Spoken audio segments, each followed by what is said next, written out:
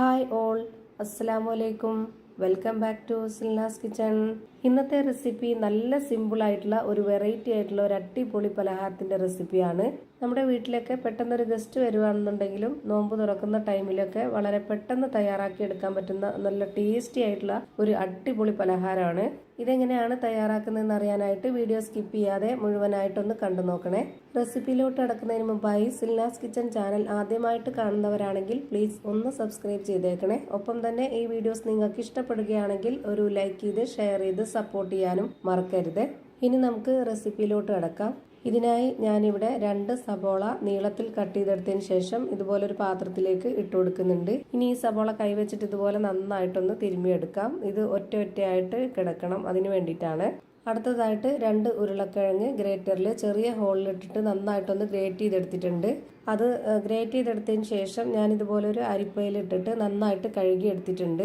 Great ചെയ്തെടുക്കുമ്പോൾ ഉരുളക്കിഴങ്ങിൽ നിന്ന് നല്ല കട്ടിയായിട്ടുള്ള ഒരു നീര് വരും. അപ്പോൾ അത് വേണ്ട നമുക്ക്. അതുകൊണ്ടാണ് ഇതുപോലെ അരിപ്പയിലിട്ടിട്ട് നന്നായിട്ട് കഴുകി എടുത്തിട്ടുള്ളത്. എന്നിട്ട് വെള്ളമെല്ലാം ഊറ്റിക്കളഞ്ഞിട്ടാണ് ഇതിലേക്ക് ഇട്ട് കൊടുക്കേണ്ടത്. 2 സവോളയ്ക്ക് 2 ഉരുളക്കിഴങ്ങാണ് എടുത്തിട്ടുള്ളത്. ഈ ഒരു കണക്കനുസരിച്ച് വേണം എടുക്കാനായിട്ട്. ഇനി വളരെ ചെറിയ ഒരു കഷ്ണം ഇഞ്ചിയും 4 അല്ലി വെളുത്തുള്ളിയും 2 പച്ചമുളകും കട്ട് ചെയ്തത് ഇതിലേക്ക് ഇട്ട് കൊടുക്കുന്നുണ്ട്. ഇഞ്ചി എടുക്കുന്നതിനേക്കാൾ കുറച്ച് കൂടുതൽ വെളുത്തുള്ളി എടുക്കണം ഈ ഒരു പലഹാരത്തിന്. അപ്പോൾ നല്ലൊരു ടേസ്റ്റാണ്. ഇനി കുറച്ച് കറിവേപ്പില ഇട്ട് കൊടുക്കാം. മല്ലിയിലയുടെ ഫ്ലേവർ ഇഷ്ടമുള്ളവർക്ക് അതും കൂടി ഇട്ട് കൊടുക്കാം.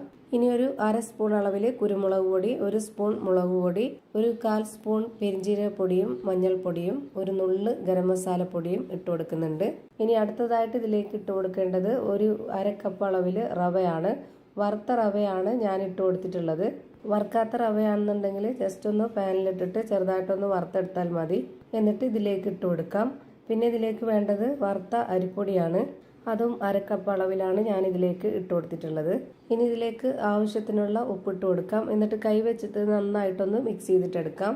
ആദ്യം ഇതുപോലെ വെള്ളമൊന്നും ഒഴിച്ചു കൊടുക്കാതെ നന്നായിട്ടൊന്ന് മിക്സ് ചെയ്ത് കൊടുത്തു കഴിഞ്ഞാൽ നമുക്കിതിലേക്ക് എത്രത്തോളം വെള്ളം വേണ്ടി വരും എന്നുള്ളത് മനസ്സിലാവും. അപ്പോൾ അതിനനുസരിച്ച് ഘട്ടം ഘട്ടമായിട്ട് ഒഴിച്ചു കൊടുത്തിട്ട് നന്നായിട്ട് പാകപ്പെടുത്തിയാൽ മതി. ഞാനിപ്പോൾ ഇതിലേക്ക് ഒരു 1/2 കപ്പ് അളവിൽ വെള്ളം ഒഴിച്ചു കൊടുത്തിട്ടുണ്ട്. ഇനി നമുക്ക് ഒന്നുകൂടെ ഒന്ന് യോജിപ്പിച്ചെടുക്കാം. അങ്ങനെ ആകുമ്പോഴാണ് നമുക്ക് ഇതിന്റെ കറക്റ്റ് പരുവം കിട്ടുള്ളൂ. അല്ലാന്നുണ്ടെങ്കിൽ പരുവം തെറ്റിപ്പോവും. നമ്മുടെ ഈ ഒരു മാവ് കൈകൊണ്ട് പിടിക്കുമ്പോൾ ഒട്ടുന്ന ആ ഒരു പരുവത്തിലാണ് കറക്റ്റ് ആയിട്ടുള്ള പരുവം. 1/2 കപ്പ് വെള്ളം തന്നെ ഇതിൽ മതിയായിട്ടുണ്ട്. ഇത് കാണുമ്പോൾ തന്നെ നിങ്ങൾക്ക് ഇതിന്റെ കറക്റ്റ് ആയിട്ടുള്ള പരുവം മനസ്സിലാവും. ഇനി ഇത് റെഡിയാക്കി എടുക്കാനായിട്ട് ഒരു പാൻ സ്റ്റൗവിലേക്ക് വെച്ച് ഫ്ലെയിം ഓണാക്കി കൊടുത്തിട്ടുണ്ട്. അതിലേക്ക് കുറച്ച് ഓയിലോ എണ്ണയോ ഒഴിച്ചു കൊടുത്തതിന് ശേഷം ഇതുപോലെ മൊത്തത്തിലൊന്ന് സ്പ്രെഡാക്കി കൊടുക്കണം. എന്നിട്ട് നമ്മൾ റെഡിയാക്കി വെച്ചിട്ടുള്ള ആ ഒരു മിക്സ് ഇതിലേക്ക് മുഴുവനായിട്ടും ഇട്ട് കൊടുത്തിട്ട് കറക്റ്റായിട്ടൊന്ന് ലെവൽ ചെയ്ത് കൊടുക്കണം. നമ്മളിത് ഒരുപാട് ഫ്ലെയിം കൂട്ടി വെച്ച് വേവിച്ചെടുക്കരുത്. അപ്പോൾ ഇതിൻ്റെ അകമൊന്നും വേവാതെ പുറമെ പെട്ടെന്ന് കരിഞ്ഞു പോവും. അതുകൊണ്ട് നല്ല ലോ ഫ്ലെയിമിൽ ഇട്ട് കൊടുത്തിട്ട് വേണം ഇത് വേവിച്ചെടുക്കാനായിട്ട്. എത്ര സമയം വേവാനായിട്ട് എടുക്കുന്നോ അത്രയും സമയം വരെ ലോ ഫ്ലെയിമിൽ തന്നെ വെച്ചിരിക്കുക. എന്നാലാണ് കറക്റ്റ് പരുവത്തിന് വെന്ത് കിട്ടുള്ളൂ. ഇപ്പതാ ഞാൻ നല്ലപോലെ കറക്റ്റാക്കി കൊടുത്തതിന് ശേഷം ഇതുപോലെ അടപ്പ് വെച്ചൊന്ന് അടച്ചു കൊടുത്തിട്ടുണ്ട്.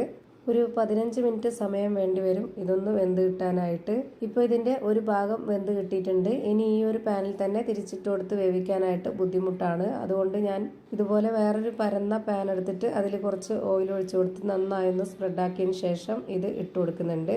ഇനി ഈ ഒരു ഭാഗം കൂടെ ഒരു 5 മിനിറ്റ് നേരം ഒന്ന് വേവിച്ചെടുക്കാം. തിരിച്ചിട്ട് കൊടുക്കുമ്പോഴും ലോ ഫ്ലെയിമിൽ തന്നെ വെച്ച് കൊടുക്കുക. ഇപ്പോൾ ഒരു 5 മിനിറ്റ് സമയമായപ്പോഴത്തേക്കും നമ്മുടെ കിടിലൻ ടേസ്റ്റി ആയിട്ടുള്ള ഒരു പലഹാരം റെഡിയായി കിട്ടിയിട്ടുണ്ട്. ഇനി നമുക്ക് ഇഷ്ടമുള്ള ഷേപ്പിൽ ആകൃതിയിൽ കട്ട് ചെയ്തെടുത്തിട്ട് കഴിക്കാവുന്നതാണ്. നല്ല സോഫ്റ്റ് ആയിട്ടുള്ള പഞ്ഞ് പോലെ അടിപൊളി ടേസ്റ്റി ആയിട്ടുള്ള ഒരു പലഹാരമാണ്. എന്തായാലും എല്ലാവർക്കും ഇഷ്ടാവും. ഒരു തവണയെങ്കിലും ഒന്ന് ട്രൈ ചെയ്ത് കഴിച്ചു നോക്കുക.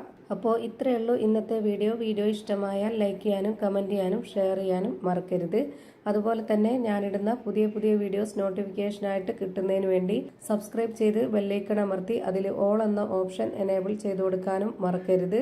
പുതിയൊരു വീഡിയോയുമായി വീണ്ടും വരും. Thank you for watching.